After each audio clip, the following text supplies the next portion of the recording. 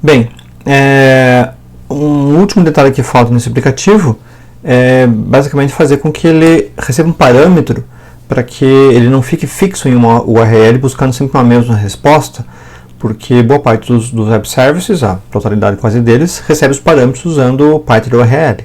Eventualmente alguma coisa em parâmetros por post, por formulários, mas frequentemente as boas práticas dizem que ele tem que receber os parâmetros pela URL, pela própria URL.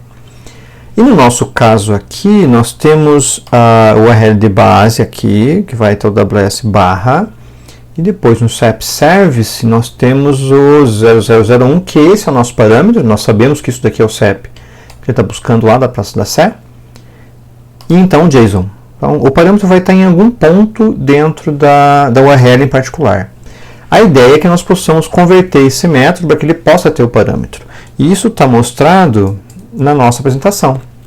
Então, basicamente, o que nós temos que fazer é colocar o parâmetro dentro do método da interface, declarar ele com um parâmetro de path, e então usar ele dentro de algum lugar no path que está citado na notation do get. No nosso caso aqui, isso significa que eu vou ter que buscar um parâmetro aqui, vou chamar ele de SAP, uma string SAP, e eu vou ter que declarar esse parâmetro, essa string dentro do meu método, como um parâmetro para o meu path. Para isso eu uso a annotation @path. Do retrofit 2, é importante que apareça essa, se tiver mais alguma biblioteca colocada com isso. E aqui eu tenho que dizer qual que é o valor, qual que é o nome desse parâmetro particular. Eu vou chamar ele de SAP também, vai ficar tudo igualzinho. Então agora eu tenho ele como SAP. Então essa string chamada SAP, por um mero acaso, vai ser considerada com parâmetros com o nome SAP.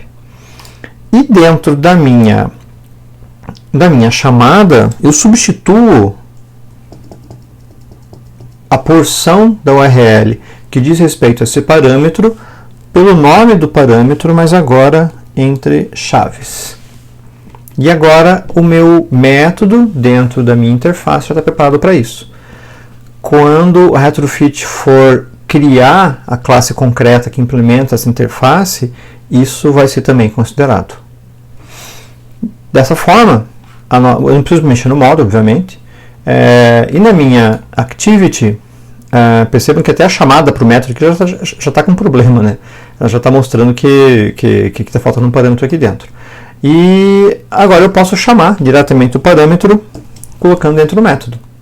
Então eu vou usar o SAP lá da universidade, 80, 230, 901, que é o SAP da universidade, para fazer esse chamado, para ser diferente inclusive do SAP que nós tínhamos visto antes, que era o SAP lá da Praça da Sé. Vamos rodar e ver se ele vai executar. Ele deve instalar aqui no emulador. Buscar dados, resultado, cliquei aqui e ele trouxe realmente Curitiba, Paraná e não mais São Paulo. Então ele aceitou o meu parâmetro e isso torna daí meu método bastante mais útil, porque eu posso passar parâmetros agora, passo parâmetro na busca por ele e daí novamente ele começa a ver mais e mais vantagens dentro do Retrofit, quer dizer, ele torna essa chamada muito simples, só uma invocação local de método, uma invocação local de um método Java. Eu tenho que retornar isso aqui para um objeto específico, que é a call, tudo bem, tem que fazer um kill da call e ter a resposta da call, mas é só uma invocação convencional de método e eu regro tudo isso aqui dentro da minha interface. Com as annotations eu digo qual parte da minha URL é parâmetro, qual parte é somente texto, se for o caso, e declaro os parâmetros que eu posso ter, inclusive mais de um, dentro do método em particular. E novamente estou lembrado da JAX RS, que é a API de Java que trabalha com Web Services REST. Ela é bastante parecida com isso, no sentido de definir quais partes dos parâmetros dos métodos vão ser usados dentro da URL. Eles claramente espelharam nisso, até para tornar isso mais compatível e fazer com que os programadores ficassem mais à vontade. Obviamente não é exatamente igual, né? Mas tem uma forte inspiração para isso. Então, é simples colocar esses parâmetros dentro de métodos dentro do Retrofit e isso torna a programação dele ainda mais tentadora em termos de quando você pensa em web services que podem ser mais complexos, com um número grande de parâmetros, e como seria mais complexo fazer isso dentro de uma programação convencional. Tudo bem? Esse exemplo, então, nós vemos mais tarde.